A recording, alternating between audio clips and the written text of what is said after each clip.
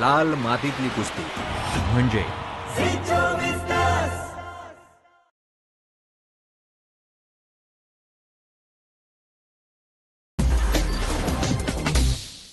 नमस्कार, मी हर्षाली. हॅलो 24 तास या आमच्या खास कार्यक्रमात आपलं स्वागत. या कार्यक्रमात आपण विविध अर्थ, शिक्षण यांसारख्या विषयांवर चर्चा करत असतो. आणि आज आपल्यासोबत आहेत RRAचे संस्थापक आणि मुख्य कार्यकारी अधिकारी राहुल राजभर. स्वागत आहे तुमचं स्टुडिओमध्ये. Thank you madam. तर RRA काय आहे याबद्दल थोडक्यात आपण जाणून घेऊयात. RRA ही एक प्रक्रिया आणि व्यवसाय प्रगती फर्म आहे. जगभरातील 360 व्यवसाय व्यवस्था आणि शेअर मार्केट आणि व्यवसाय सल्ला मसलतमध्ये यांचा 11 वर्षांचा अनुभव आहे. अधिक जाणून घेऊयात RRAचे संस्थापक आणि मुख्य कार्यकारी अधिकारी राहुल राजभर यांच्याकडून. तर सर, सगळ्यात आधी RRA म्हणजे काय हे आमच्या प्रेक्षकांना सांगा. RRA मतलब बेसिकली ये मेरा नाम है राहुल राजभर. सो ये कंपनी जब मैं आगे लेके जा रहा था, सो मेरे साथ जो भी लोग एसोसिएट हुए थे, सो इसलिए मैंने जो कंपनी का नाम है वो RRA रखा, Rahul Rajbhar and associates. Because कोई भी कंपनी वो अकेले आप उसे ग्रो नहीं कर सकते हो. सो इसीलिए बहुत सोच समझ के मैंने नाम रखा था RRA. नक्कीच. तुम्ही RRA हे नेमकं कधी सुरू केलं आणि कशा पद्धतीने हे तयार केलं? सो बेसिकली RRA मैंने स्टार्ट किया था 2011 में. सो कोई भी सक्सेस आपको किसी भी एक बिजनेस में इनिशियली तो नहीं मिल सकता है. मैंने मल्टीपल बिजनेसेस किए और उस पे फेलियर हुआ, कुछ में सक्सेस हुआ. फेलियर्स तो बहुत ज़्यादा हुआ था RRA में, बिकॉज पैसे नहीं होते थे बिजनेस करने के लिए, पैसे लगते थे.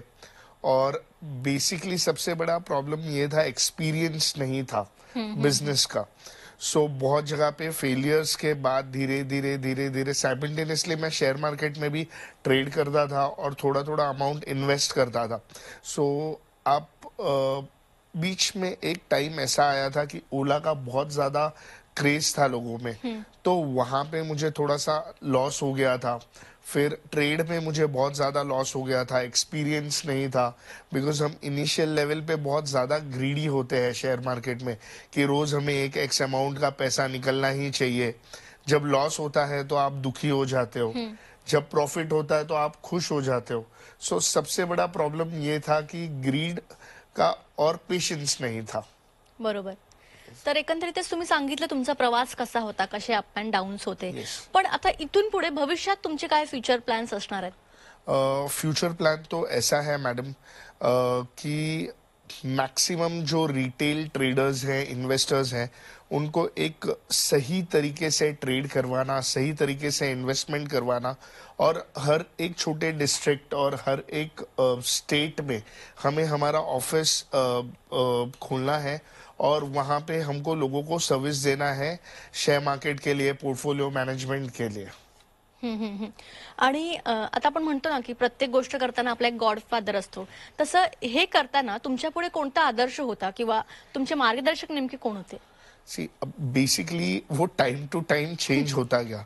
सबसे पहले मैंने जब मेरा करियर स्टार्ट किया तो मैं कहीं पे पार्ट टाइम जॉब करता था एक ट्रांसपोर्ट कंपनी में. तो वहाँ पे एक मैनेजर था जिसने मुझे हायर किया था. तो मुझे लगता था कि मेरे को इसको आइडलाइज करना चाहिए. फिर कुछ दिन के बाद जब मैं बिजनेस में उतरा, वहाँ पे मैं रतन टाटा सर का इंटरव्यूज देखता था. वो काफ़ी एम्प्लॉय सेंट्रिक कंपनी है उनकी. सो मैं सोचता था कि मैं अगर जब भी मेरा बिजनेस और मल्टीपल एम्प्लॉयज से मैं स्टार्ट करूँगा तो मैं उनके जैसे काम करूँगा, एम्प्लॉय सेंट्रिक रखूँगा और काफ़ी फ्रेंडली एटमॉस्फेयर रखूँगा. फिर उसके बाद थोड़ा सा कॉन्सेप्ट चेंज हुआ. AGS में एक शैलेश शेट्टी करके है, वो मैनेजिंग डायरेक्टर हैं सिक्योर वैल्यू के. तो वो हमारे बिल्डिंग में साथ में रहते थे. सो वो इतना मेहनत करता था कि वो आता था, ट्रैवल करता था, वापस जाता था. सो अगर मैं मेरा आइडल किसी को मानता हूँ तो एक सर रतन टाटा और Shailesh Shetty from secure value, उसको मानता हूँ मैं. राहुल सर, तुमच्या कंपनीमध्ये कोणते वर्टिकल आहेत? मैडम वर्टिकल का तो प्राइमरी वर्टिकल मेरा जो है वो है कंप्लीटली शेयर मार्केट. दूसरा रिसेंटली मैं कॉस्मेटिक्स की एक कंपनी है 9 ब्लश करके, वहाँ पे मैंने इन्वेस्टमेंट किया है. फिर अभी बहुत जल्द हमने सर्विस सेंटर में हम एंटर हुए हैं, इक्विपमेंट सर्विस करते हैं। तो आप मान सकते हैं कि कुछ थोडा पार्ट हमारा आईटी का है, कुछ टेक्नॉलॉजीज का है और कॉस्मेटिक्स का है, जैसे मैंने आपको बताया। बरोबर. आता इतक्या कमी वेळात आता लोक तुमच्यावर इतका विश्वास ठेवतात. तुम्ही कशा पद्धतीनं तुम्ही त्यांना अट्रॅक्ट केलं? म्हणजे कशा पद्धतीने तुम्ही हे साध्य केलं की एवढ्या कमी वेळात ते तुमच्यावर इतका विश्वास ठेवतात? By being genuine madam. सो जब मैंने स्टार्टिंग में ये बिजनेस स्टार्ट किया था, सो आपने सुना होगा शेयर मार्केट में बहुत ज़्यादा फ्रॉड हो जाता है, बहुत सारी चीज़ें ऊपर नीचे हो जाती है। सो एक सबसे बड़ा मैंने पॉइंट रखा था कम्युनिकेशन का। मैं अपने हर क्लाइंट के साथ पर्सनली मिलता था, बात करता था, जो भी प्रॉब्लम्स होते थे वो हम मिलके सॉल्व करते थे। और जो भी मैंने आज तक बोला है मेरे क्लाइंट को, मैंने शायद उससे ज़्यादा ही डिलीवर किया है। अगर मुझे लगता है कि हमें यहाँ पे 5 रुपया मिलने वाला है, मैं अपने कस्टमर को बताता हूँ कि यहाँ 3 ही मिलेगा। सो अगर हम कम बोल के ज़्यादा डिलीवर करते हैं तो 100% कस्टमर खुश रहेगा ही और आप पे ट्रस्ट करेगा भी मैडम। बरोबर. राहुल सर, तुमचं क्वालिफिकेशन नेमकं किती आहे? मैडम क्वालिफिकेशन में 12th फेल हूँ। ओह. पैसे थे नहीं पढ़ने के लिए। मेरे डैडी गुजर गए थे, सो बहुत मेहनत से दो दो जॉब करके ये बिजनेस खड़ा किया और पढ़ नहीं पाया पैसों की वजह से मैडम। राहुल सर, एकंदरीतच मध्यंतरी जो काही कोरोनाचा काळ होता त्यामध्ये बरेच बिझनेस ठप्प झाले होते. मग ह्या वेळेला तुम्ही कशा पद्धतीने तुमचं हे मॅनेज केलं? मैडम मैंने मेरे लाइफ का सबसे ज्यादा पैसा कोविड में बनाया। डिजिटल चीजें होने की वजह से आपको आज के डेट में कहीं पहुंचने की जरूरत नहीं है, बहुत चीजें आसानी से हो सकती हैं। अभी मेरे जो क्लाइंट बेस मेरा जो बना वो कोविड टाइम पे ज्यादा बना। उसका मैं आपको रीजन बताता हूँ। लोगों का जॉब गया, लोगों का खर्चा तो गया नहीं मैडम, उनके एक्सपेंसेस तो वैसे के वैसे ही रह गए। सो लोगों ने स्टार्ट किया मैडम। अगर आप देखेंगे कोविड के टाइम में लोग ज्यादा करके शेयर मार्केट में अट्रैक्ट हुए हैं। आप अगर एक रिसर्च देखेंगे तो सबसे ज्यादा डीमैट अकाउंट और इन्वेस्टमेंट कोविड के टाइम पे हुआ है। भले वो ज्यादा हुआ कम हुआ वो एक अलग बात है। सो मैंने जो कोविड के टाइम पे जो पैसा बनाया, जो मेरे कस्टमर्स थे, अभी एक एग्जांपल देता हूँ कि कोई एक एक्स कस्टमर है, उसने बताया कि राहुल जी की सर्विसेज ये अच्छी है, हमें ऐसे काम करना चाहिए। सो वो बंदे को जब रेफर करता था कि ऐसा ऐसा है, हम फोन पे या जूम कॉल पे या व्हाट्सएप वीडियो कॉल पे हम जब बात करते थे, वो हमारी चीजें देखते थे और समझते थे। जो एग्जिस्टिंग कस्टमर है उनसे पूछते थे। सो वो वैसे जुड़ते गए और मैंने जैसे आपको बताया कि कोविड के टाइम पे मैंने मेरे लाइफ का सबसे ज्यादा पैसा कोविड के टाइम पे बनाया।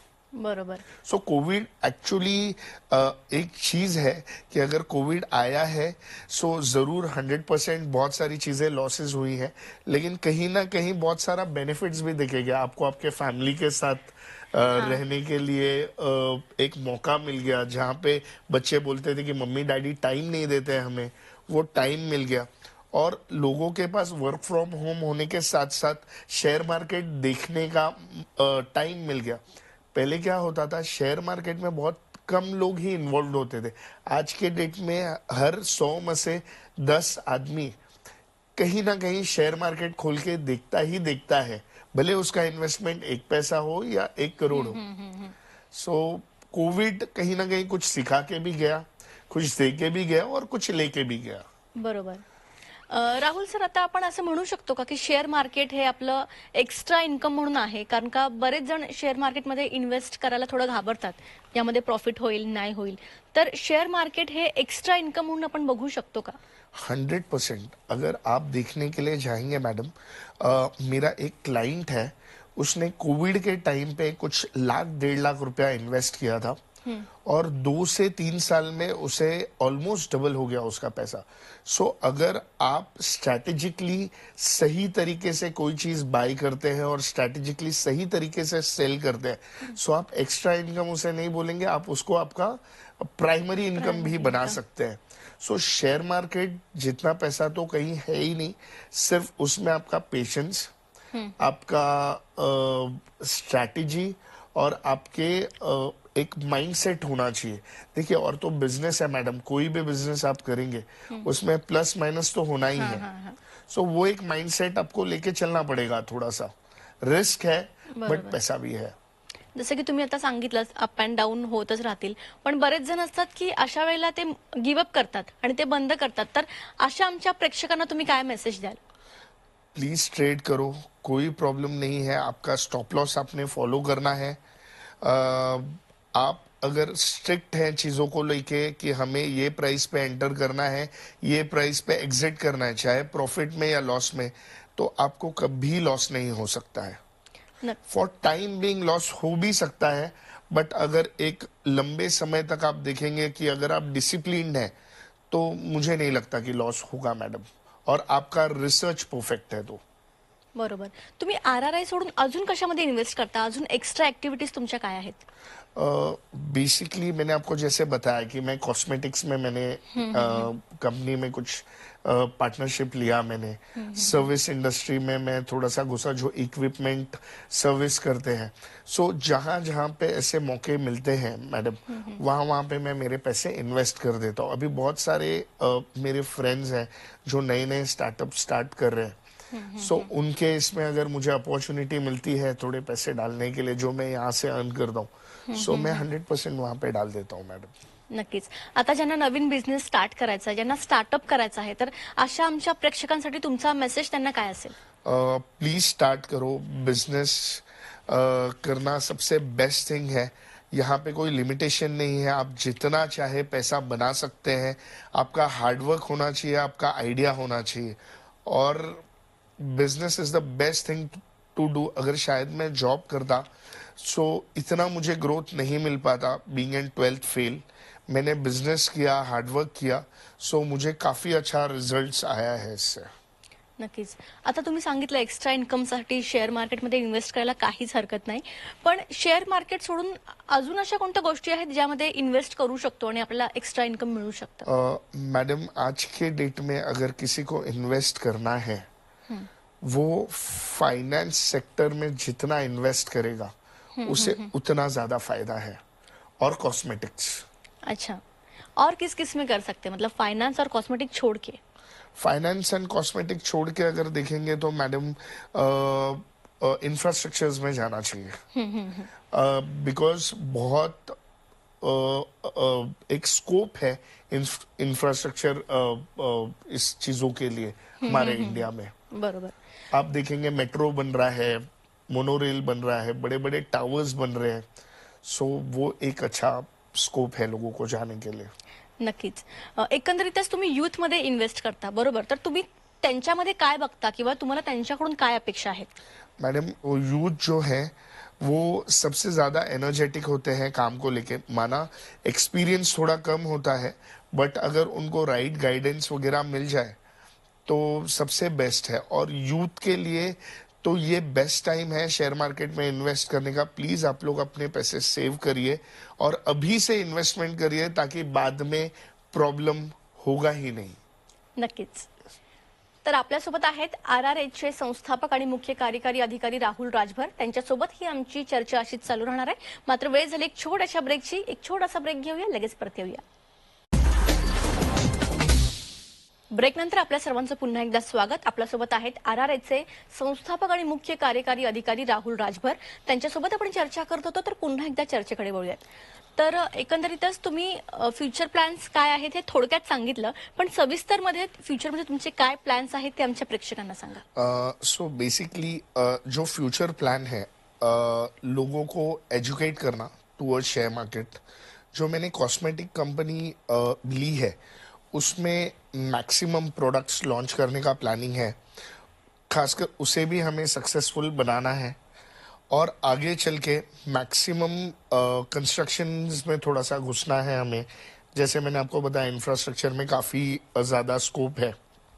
सो अभी हम प्लान कर रहे हैं कि इंफ्रास्ट्रक्चर में हम कैसे घुसे। एग्जाम्पल, जैसे हमें क्या तरीके से उसमें अपने पैसे लगाने हैं, या हम क्या कर सकते हैं, कैसे आइडियाज मिल सकते हैं। सो उस पे ऑलरेडी हमारी स्टडीज अभी चालू है। और उससे भी अच्छी एक चीज है, आजकल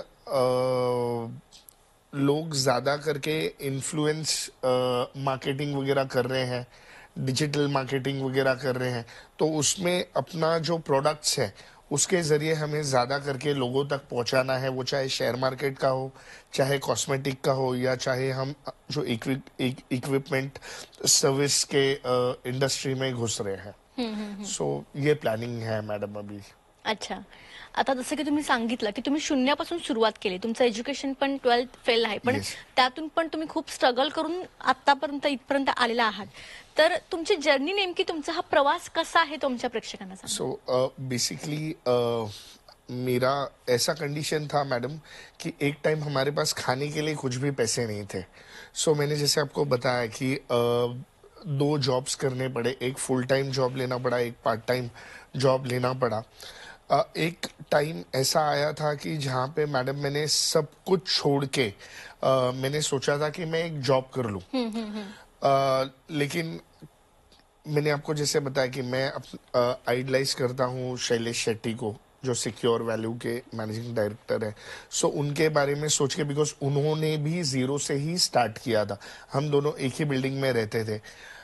मैडम मैंने अपना बिजनेस खड़ा करने के लिए पर्सनल फंडिंग 36% पर एनम से भी मैंने पैसे उठाए हैं ये बिजनेस को ग्रो करने के लिए।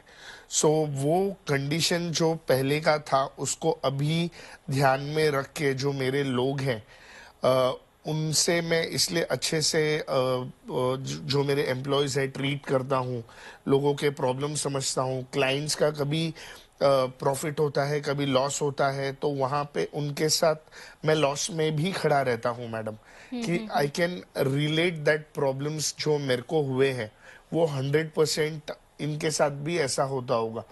और मैक्सिमम मैं छोटी छोटी कंपनीज में इसलिए पैसा डालता हूँ मैडम, शायद अगर उस टाइम पे मुझे इजीली फंडिंग मिली होती मेरी कंपनी खड़ा करने के लिए, तो आज ये मॉरल्स और वैल्यूज नहीं होते।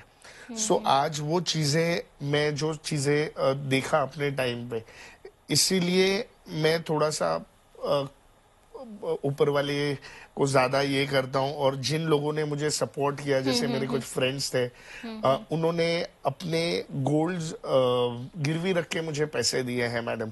जैसे मेरा फ्रेंड पंकज यादव, संतोष झा, इन्होंने बहुत किया है मेरे लिए। सो वो टाइम बहुत टफ टाइम था मैडम, मतलब वो सोचना भी अभी शायद नहीं होता है। नाही, बरोबर आहे.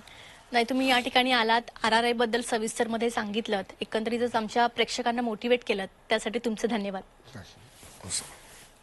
तर आजच्या या कार्यक्रमात आपल्यासोबत होते आरआरआयचे संस्थापक आणि मुख्य कार्यकारी अधिकारी राहुल राजभर. त्यांच्याकडून आपण आरआरआय विषयी सविस्तर जाणून घेतलं. खूप कमी वेळात त्यांनी सर्वांचाच विश्वास जिंकला आहे. त्यांचे फ्युचर प्लॅन्स कोणते आहेत याबद्दल देखील आपण जाणून घेतलं.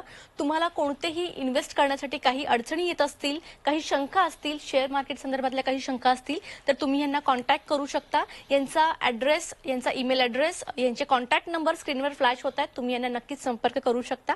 कार्यक्रमात आता वेळ झाली इथेच थांबण्याची. ताज्या बातम्यांकरिता पाहत रहा C24 तास.